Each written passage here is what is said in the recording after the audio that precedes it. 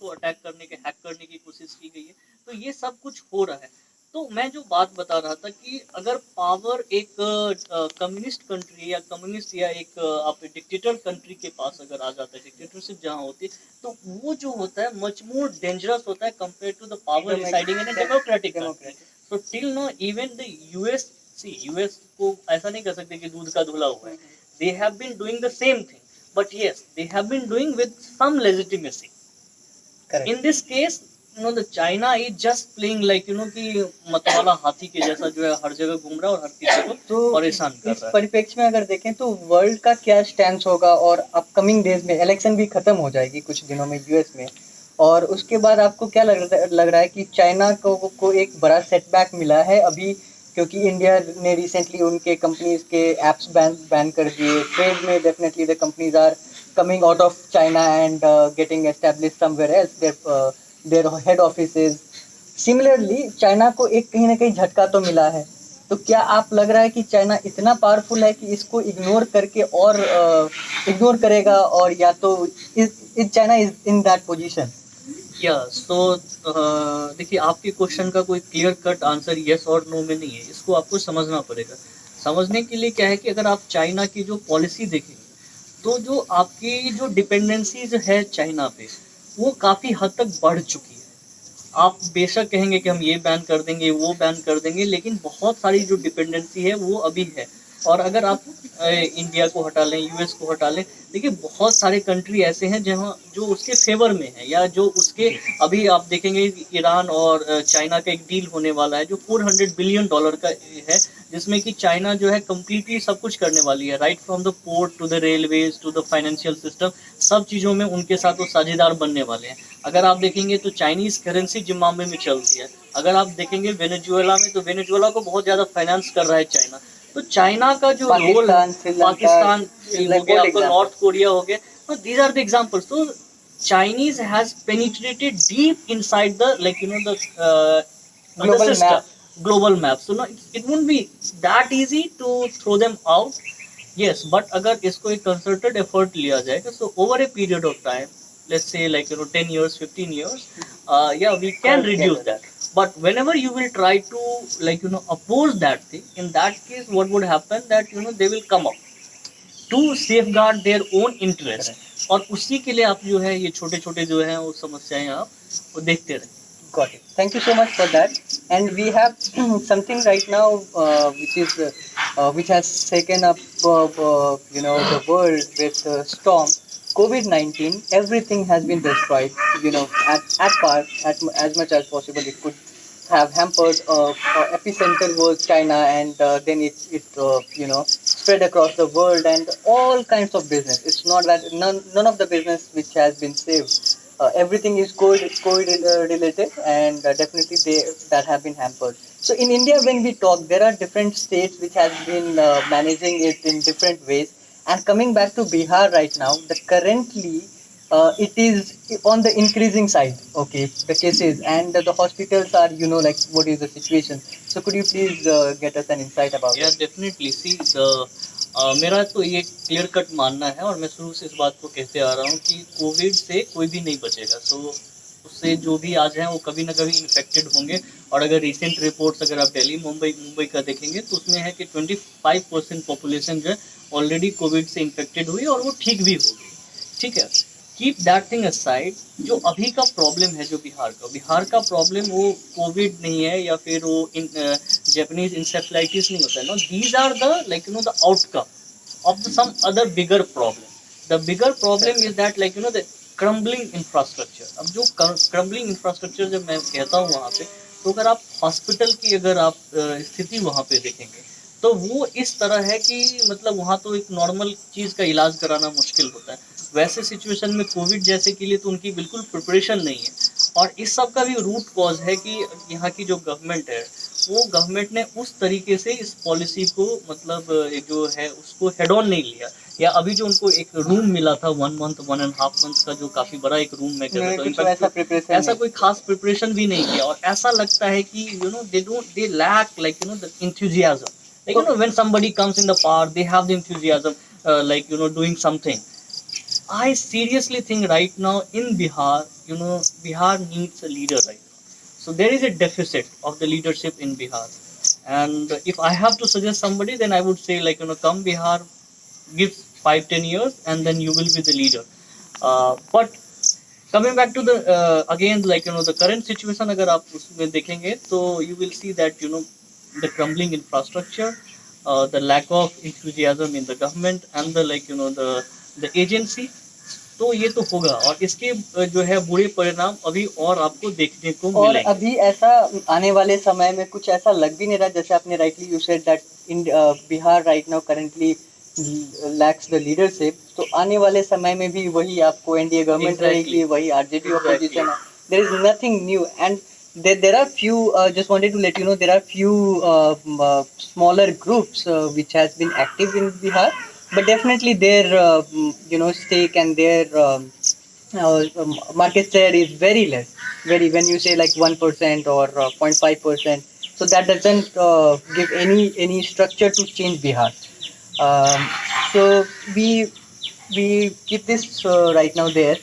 Definitely situation in Bihar is very very bad, and there are cases which have been reported, and there are n number of cases which are not reported, and it is a part of daily life.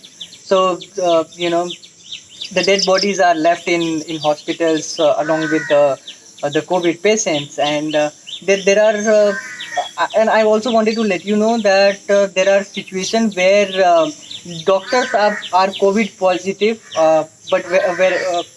but still they are treating people. So these are the instances also which has been reported and are in the limelight. Okay.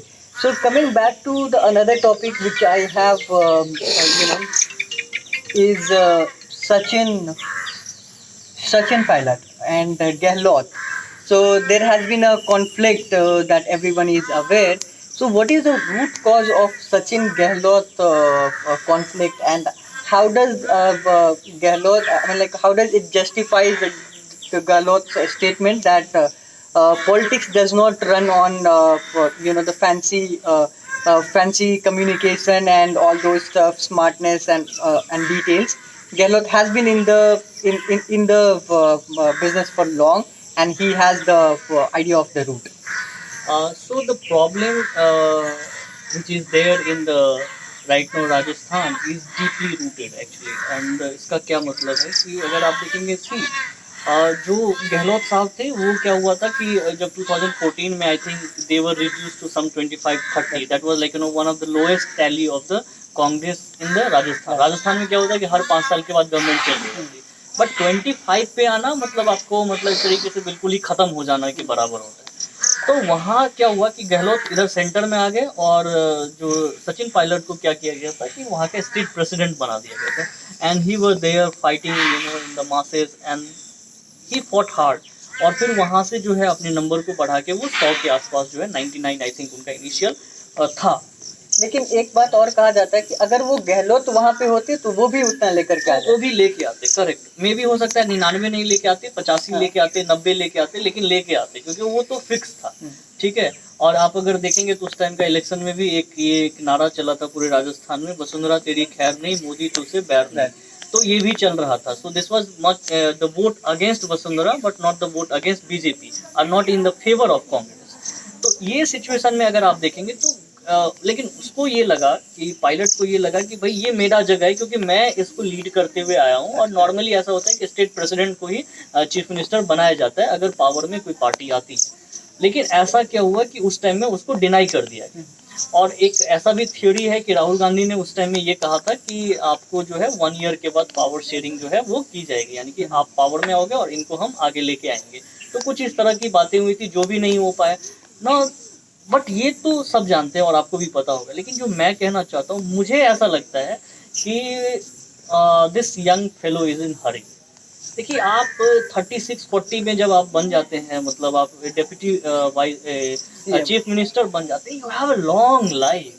मतलब यहाँ तो 70-80 में लोग chief minister बनता है, तो आपके पास एक लंबा टाइम, आपको अपना जो है ना वजूद, देखिए राजनीति जब वही होती है जब आपके पास जो है ना जनता होती है। अगर जनता है तो आप सब कुछ है, अगर नहीं है तो नहीं है। इनको अभी काम करना चाहिए अभी था, इनको power काम करना को- चाहिए था, इनको अपना वहीं पे किला मजबूत करना चाहिए था, और इनका आने वाला टाइम है। ऐसा नहीं हो रहा है कि अगले 5 साल के बाद जो है वो कांग्रेस खत्म हो जाने वाली है। जब ये सारे ट्रबल हैं, तो उस ट्रबल में क्या होता है कि अब देखिए, ये बात तो गहलोत को भी पहले से पता था कि सचिन कुछ न कुछ तो उल्टा सीधा करेगा। इसीलिए उन्होंने क्या किया था कि अपने बीएसपी वाले सारे अपने एमएलए को अपनी पार्टी में मिला लिया था, ताकि कभी ऐसा सिचुएशन आए तो मैं उसके साथ मतलब अपना सत्ता उन्होंने को बैकअप बचा प्लान रखूं। लेकर के एक चला।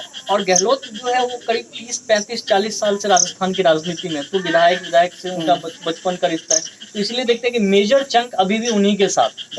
आप ये 17, 18, 19 विधायक लेके, वो भी जहाँ पे मार्जिन बहुत ज्यादा, देखिए अगर बीजेपी आज 90-95 पे रहती तब तो आप इतना लेके आ जाते तो आपको फायदा हो जाता, लेकिन जब आपके बीच में गैप बहुत है, एक कंफर्टेबल मेजोरिटी में कोई गवर्नमेंट है, तो उस टाइम में आप अगर इस तरह के करेंगे तो ये आपका ही छिछलेदार हुआ, और वही हुआ है।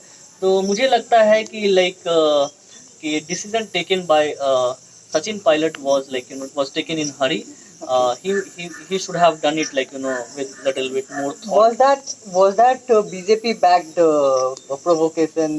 देखिए To देखिए Pilot? एक्चुअली क्या होता है ना कि जब आपके पास मनी होता है, when you have money and power, तो आप मार्केट में घूमते रहते हैं क्योंकि आपके पास मनी भी है और पावर में है। Wherever you see the chance, now you see the Reliance in the market, उनको जब जहाँ जो मिलता है उसको खरीदते हैं या अपना स्टेक सेल करते हैं। सेम होता है अमेजोन के बारे में कहा जाता है। अमेजोन में क्या होता है कि उसको हर दिन एक नया कोई ना कोई मतलब जो है कंपनी स्टार्ट करती है। नाउ इट डजंट मैटर कि अमेजोन जो है वो कंपनी बहुत बड़ा बना लेगा और उसमें लीडर बन जाएगा, लेकिन ये सर्टेनली है कि उस बिजनेस में जो आदमी है उसको ट्रबल वो कर देता है। So whether it's book reading हो गया, वो किंडल हो गया, बहुत सारे एग्जांपल। तो same goes with the politics also. So right now BJP is being considered as the with money and power, तो उसी का फायदा उठा रहे हैं। अभी रिसेंटली आपने देखा होगा कि इंडिया में कुछ ऐसे एनकाउंटर्स होने लगे हैं, starting with Hyderabad rape cases. I do have sympathy to the families and it is a general sentiment which has come in the democracy की ऑन स्पॉट सजा दे दी जा रही है, जैसे कि एनकाउंटर, हैदराबाद एनकाउंटर हुआ। Then you see that UP में अभी जो है आपको विकास दुबे का केस जो है, वहाँ पे भी एनकाउंटर और उनके सारे साथियों का एनकाउंटर होने लगा है। तो ये क्या है, और ये जो गैंगस्टर्स हैं, ये एनकाउंटर तक आने के लिए वो उस नौबत का इतना लंबा जो उसका ड्यूरेशन है, जहाँ पे वो फले फूले हैं और बड़ा हुआ है, एक बड़ा गैंगस्टर बना है। तो इसके पीछे आप क्या देख रहे हैं कि यूपी गवर्नमेंट में बीजेपी की फेलियर है, या किस तरह से इसको कैरी फॉरवर्ड करना चाहिए? और देखिए सबसे बड़ी बात क्या है कि यूपी को अगर आप देखेंगे तो उसकी ज्योग्राफी अगर मैं देखता हूँ, तो इधर बलिया से अगर आप स्टार्ट करते हैं, बलिया जौनपुर वाले इस एरिया से स्टार्ट करते हैं right up to the Noida तक, तो यूपी बहुत बड़ा शहर, बहुत बड़ा मतलब शहर नहीं, मतलब बहुत बड़ा राज्य है। अगर एक इंडिपेंडेंट कंट्री होती तो प्रोबेबली ये 10वीं या 9वीं बड़ी दुनिया की बड़ी राष्ट्र होती। मतलब आप 20 करोड़ पॉपुलेशन है, बहुत बड़ा होता है। तो एक तो ये है, दूसरा क्या है कि वहाँ पे जो है कास्ट पॉलिटिक्स है, ब्राह्मण है, फिर राजपूत है, तो इस सब का एक अपना में स्ट्रगल चलता रहता है।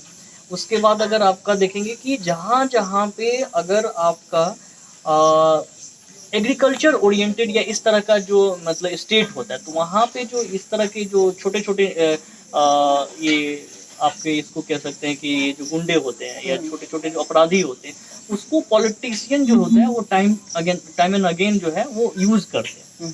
ठीक है, और धीरे धीरे क्या होता है कि वो पॉलिटिशियन कल के टाइम में, कल अगर जिला पार्षद था तो बाद में बन जाता है विधायक बन जाता है, फिर विधायक बनने के बाद वो सांसद बन जाता है। तो वो जैसे जैसे ग्रो करता रहता है, तो वैसे ही ये छोटे छोटे क्या होते हैं कि वो पहले शहर में दंगा करता था, अब वो थोड़ा बड़ा एरिया में करने लगा, फिर उसका अपना एक इलाका हो जाता है, और फिर एक इलाका बनाने के बाद वो अपने आप को ये भी रिप्रेजेंट करता है कि मैं ब्राह्मणों के लिए। जैसे देखिए एक ये भी थ्योरी चल रही थी कि विकास दुबे ब्राह्मण का है, और कांग्रेस अभी आजकल बहुत ये भी कर रही है कि बीजेपी सरकार ब्राह्मण विरोधी सरकार। और क्योंकि क्योंकि ऐसा इसलिए होता है ना, क्योंकि आप देखेंगे तो वहाँ पे राजा भैया है, तो राजा भैया को ऐसा माना जाता है कि वो राजपूतों के लिए है।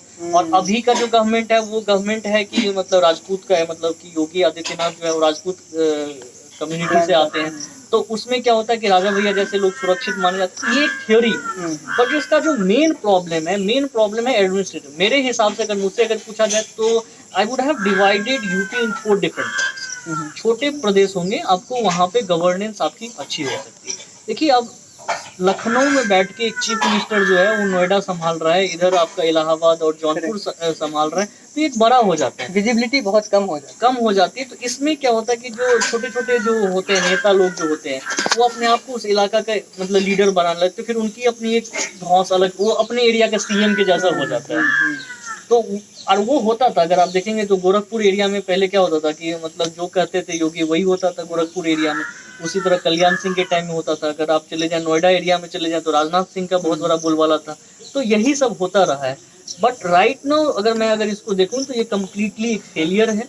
फेलियर है कि ये और एक जनता में जो अविश्वास का ये आ गया है अपने कॉन्स्टिट्यूशन को लेकर के, बिल्कुल। देखिए आपके आपको जो न्याय है, प्रणाली को देखिए लेकर। हमारे यहाँ एक डेमोक्रेसी में सिस्टम होती है, पुलिस का जो काम है वो अपराधी को पकड़ना है, उस पर एक चार्जशीट होता है, चार्जशीट होने के बाद आपको जो है उस पर मतलब पूरा जिरा होता है, फिर फैसला पहुंचता है और उसके लिए कोर्ट होती है। So you can't be the जज and jury, the prosecutor and the jury both.